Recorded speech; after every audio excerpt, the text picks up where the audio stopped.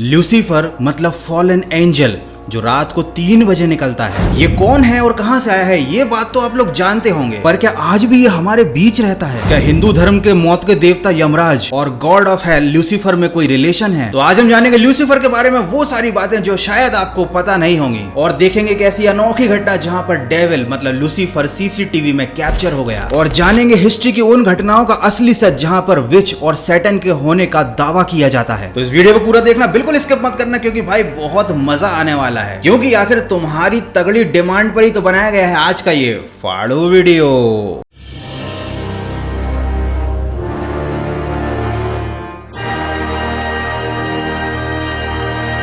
Hebrew में Lucifer का अर्थ होता है हेलेल, जिसको इंग्लिश भाषा में ब्राइटनेस भी बोला जाता है। ल्यूसीफर का एक मतलब होता है मॉर्निंग स्टार। अब आप सोचेंगे कि ये तो है शैतानों का राजा जो नर्क में रहता है, तो इसको ब्राइटनेस के साथ क्यों रिलेट किया जाता है, इसको स्टार के साथ क्यों सिंबलाइज किया जाता है? तो जिनको नहीं पता मैं बता दूं, ल्यूसीफर एक डेविल नहीं बल्कि वो स्वर्ग के एंजल में से एक था। उसे खुद भगवान ने बनाया था, और साथ ही साथ ल्यूसीफर सभी एंजल्स में सबसे ज्यादा सुंदर था, और उसे बाकी एंजल्स से ऊपर का दर्जा दिया गया था। ऐसा माना जाता है कि आज से 6000 साल पहले भगवान और जीसस की एक मीटिंग हुई थी जिसमें लूसीफर को बुलाया नहीं गया था, और इस बात का लूसीफर को बहुत बुरा लग गया था। लूसीफर चाहता था कि उसे धरती का देवता बनाया जाए, और इसीलिए वो जीसस से जलने लगा था। जब उसे पता चला कि मीटिंग में चाय समोसे थे और उसे बुलाया नहीं गया, तो इस बात को उसने अपने दिल पर ले लिया, क्योंकि यार फ्री के चाय समोसे किसको बुरे लगते हैं। मजाक कर रहा था। लूसीफर ने एक चाल चली जिसमें उसने एंजल्स को इस बात के लिए मना लिया कि वो जीसस से ज्यादा पावरफुल है, और भोले भाले एंजल्स उसकी बातों में आ भी गए। लेकिन जब भगवान को उसकी इस चाल के बारे में पता चला, तो उन्होंने लूसीफर को चीफ ऑफ एंजल्स के पद से हटा दिया और उसको स्वर्ग से बाहर का रास्ता दिखा दिया। लूसीफर को लोग अब सैटन के नाम से जानते हैं, और उसके जो फॉलोअर्स हैं वो सब डीमंस में बदल गए हैं। लूसीफर अब हेल पर राज करता है,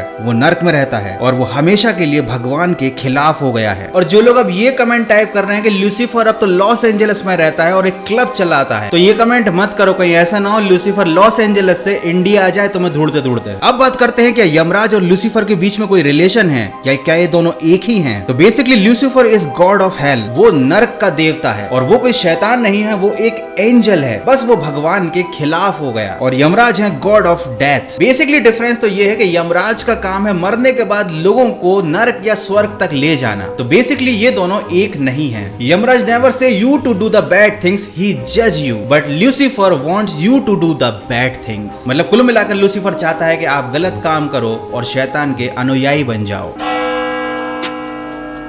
तो अब हम देखने वाले हैं एक ऐसी घटना जहां पर डेविल को साफ साफ सीसीटीवी में कैप्चर किया गया। This CCTV footage is from Jakarta. जिनको नहीं पता, Jakarta is a capital of Indonesia. ये पूरा का पूरा इंसिडेंट जकार्ता के एक शॉपिंग मॉल के बाहर लगे सीसीटीवी में रात के समय कैप्चर हुआ। जैसा कि आप देख सकते हैं, यहाँ पर आसमान से गिरा लूसीफर या कोई फॉलन एंजल कैमरे में कैप्चर हो गया, जो तुरंत ही वापस हवा में उड़ गया। इस घटना को देखने के बाद तुरंत वहां शॉपिंग मॉल के सिक्योरिटी गार्ड्स आ गए, लेकिन उनके हाथ कुछ भी नहीं लगा। तो आपको क्या लगता है, वाकई में क्या ये कोई लूसीफर कोई फॉलन एंजल था जो कि कैमरे में कैप्चर हो गया, या फिर ये था वीएफएक्स का कमाल? और इससे भी बड़ा सवाल तो ये है कि जब लूसीफर शॉपिंग मॉल तक आ ही गया था, तो बिना शॉपिंग किए वो लौट क्यों गया? शायद अपने पैसे वहीं स्वर्ग में, आई मीन टू से नर्क में भूल आया होगा। देखो सीधी सी बात है, अगर एंजल होते हैं तो फिर डेविल भी डेफिनेटली एग्जिस्ट करता होगा, और कहा जाता है कि जो लोग शैतान की पूजा करते हैं उन्हें डेविल देता है बहुत सारा पैसा, और वो लोग कहलाते हैं illuminati. And if you really don't know what is illuminati, तो उसके ऊपर मैंने एक अलग से पूरा वीडियो बनाया है।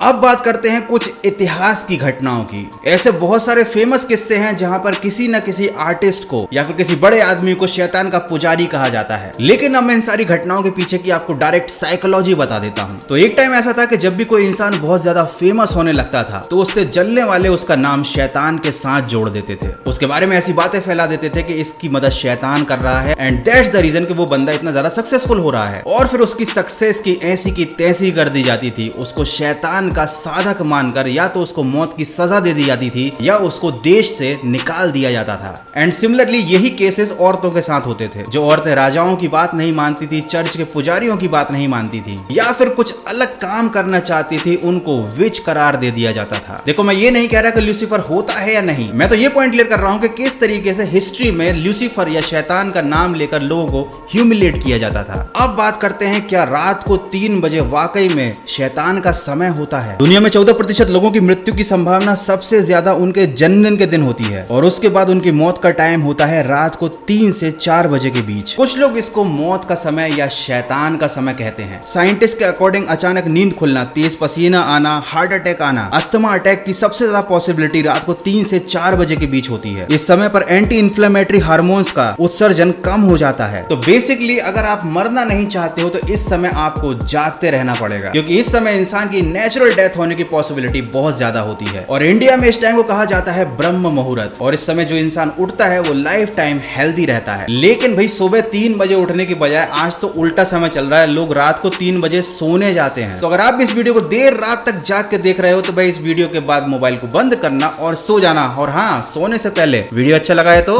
लाइक करना, नए हो तो सब्सक्राइब करना। मिलते हैं अगले फाड़ू वीडियो में। तो अगर आप अभी तक ये वीडियो देख रहे हैं तो भैया मेरे फर्स्ट चैनल पर जिसका नाम है गौरव कटार, इस पर आया है एक नया वीडियो कैलाश पर्वत के रहस्य। आई नो कि आप लोगों ने देख लिया होगा, लेकिन जिन लोगों से मिस हो गया है देख लेना। और हाँ, मुझे लास्ट वीडियो में कमेंट आया था कि यार तेरा सेटअप तो बहुत अच्छा है लेकिन वीडियो की क्वालिटी थोड़ी सी कम है। और मुझे किसी यूजर ने सजेस्ट किया था कमेंट में कि यार 200D कैमरा यूज करना, तो भाई लो तुम्हारी ख्वाहिश पूरी कर दी। मैंने ये वीडियो 200D पर ही शूट किया है। ये वीडियो ऑलरेडी पूरा बन चुका था, लेकिन उसके बाद इस पूरे वीडियो को मैंने फिर से रीशूट किया है। तो इसका मतलब क्या है कि भले ही मैं आपके कमेंट्स का कभी कभी रिप्लाई नहीं कर पाता या हार्ट नहीं दे पाता, लेकिन मैं हर कमेंट को पढ़ता जरूर हूं और बहुत ही सीरियसली उसे फॉलो भी करता हूं। तो